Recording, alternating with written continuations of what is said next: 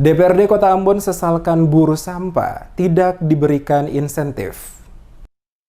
Pemerintah Kota Ambon hingga saat ini belum merealisasi usulan DPRD untuk memberikan insentif kepada para petugas kebersihan yang bertugas membersihkan jalan dan para sopir mobil sampah yang selama ini bertugas hingga membuat Kota Ambon kembali menerima penghargaan Adipura dari pemerintah pusat. Hal tersebut disampaikan langsung oleh anggota Komisi 3 DPRD Kota Ambon Yusuf Wali saat diwawancarai tim DMS Media Group di Gedung Rakyat DPRD Kota Ambon hari Jumat 27 November. Menjelaskan, hari terakhir pembahasan RKA dengan masing-masing mitra dan Komisi 3 yang mempunyai mitra dengan Dinas Lingkungan Hidup dan Persampahan atau DLHP membahas persoalan insentif yang harus didapatkan oleh para buruh sapu yang bekerja mengangkut sampah di mobil sampah yang hingga saat ini belum juga direalisasi. Dikatakan dari hasil pertemuan Komisi 3 dengan Dinas Lingkungan Hidup dan Persampahan, terungkap alasan belum direalisasikannya pembayaran insentif bagi para buruh sapu jalan, dikarenakan seluruh anggaran telah direfocusing, dinilai adalah alasan klasik.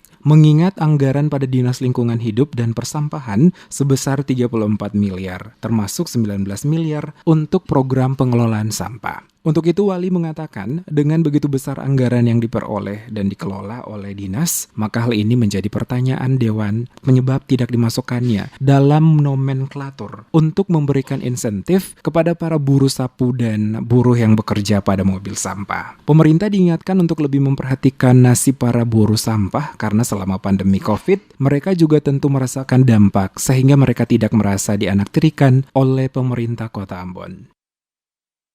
Dan sangat disayangkan kami pun dari DPR bahwa para buruh sapu yang berusaha untuk membuat Kota Ambon menjadi bersih mendapatkan Adipura, tapi ternyata jasa mereka hanya dibayar sebatas kontrak tiap 2 minggu atau tiap minggu yang harus mereka dapatkan upah insentif mereka.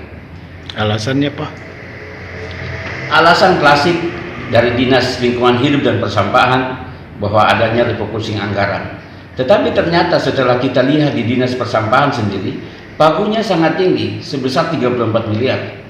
Dan dalam pagu itu juga ada yang namanya program pengelolaan sampah, yang anggarannya cukup signifikan, yaitu sekitar 19 miliar.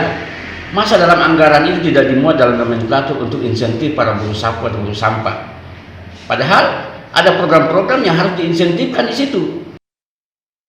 Sebelumnya usulan untuk pemberian insentif telah disampaikan oleh pihak DPRD ke pemerintah Kota Ambon lewat dinas terkait. Namun fakta di lapangan hal itu tidak direalisasikan. Sementara di satu sisi para buruh sampah telah banyak bekerja hingga membuat Kota Ambon kembali menoreh penghargaan Adipura sebagai salah satu kota yang bersih dari sampah di Indonesia.